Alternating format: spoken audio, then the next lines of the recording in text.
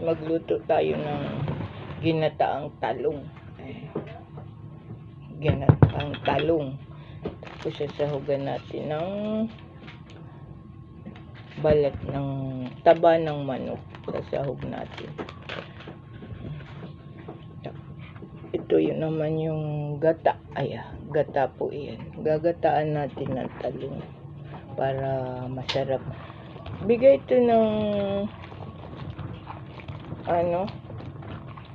pinsan ni Ray. Gagataan ko. Nagtitinda kasi ang manugang yun. Pag may natitirang gulay, binibigay sa amin. Lahat naman kami dito binibigyan nun pag mayroon natitira. Pag ginataan kasi mas masarap. Para maibalasa. Ito yung una nating gata.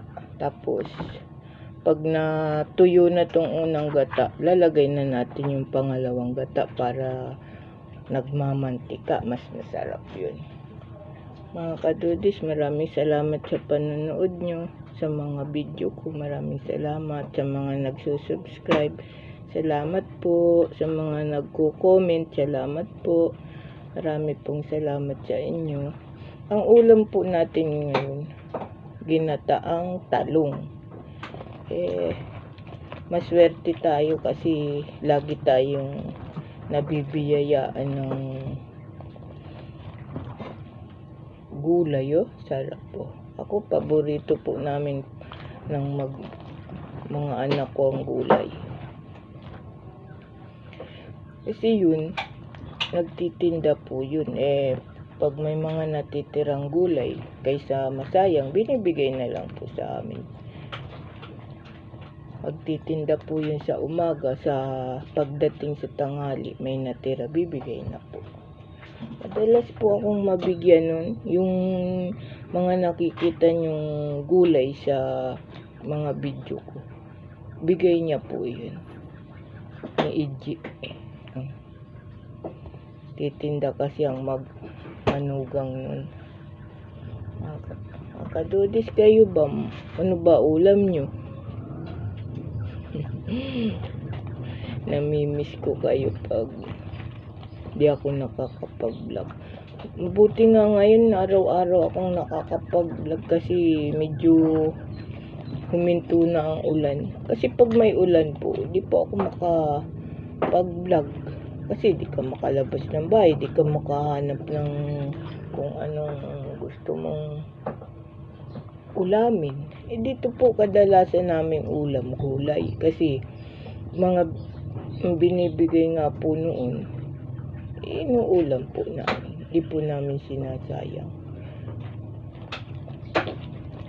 Dati pa man po hindi na ako nagbablog Kahit di po nagtitinda yun, binibigyan po kami lagi.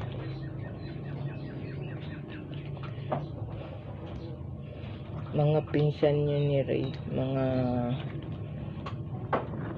Dito kasi para kasi itong compound na tinitirahan namin dito. Magkakamag-anak lang ang mga nakatira. Kadudis, maraming salamat sa panonood nyo kasi kung wala kayo, wala di po ako dito kasi siguro mapapagod ako kung pag nakita kong walang nanonood. Kasi mga kadudis, pangarap ko talagang mag-vlog. Sabi ko nga sa inyo sa ibang vlog, noong pang wala akong cellphone. Nung makabili ang anak ko ng cellphone, binigay sa akin yung luma. O di, natuwa ako. Kasi may pang-vlog tayo.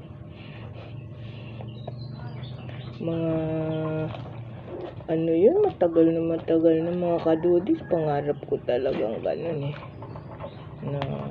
di naman po ako, sabi nga, enjoy lang ang ginagawa. Masaya po ako sa ginagawa ko, kaya po tuloy-tuloy ko lang po. Di po ako nahihiya kasi wala naman po akong ginagawang masama. Mga kadudis, ito, ulam na natin to ng pananghalian. Hanggang hapunan na kasi madami to eh. Sasahugan ko ng taba ng manok oh. Bumili kasi yung anak ko kahapon ng manok, kalahating kilo. Kinuha ko yung taba, sasahog ko dito sa gulay. Nakakatutis, maraming salamat sa panonood nyo ha. Salamat po.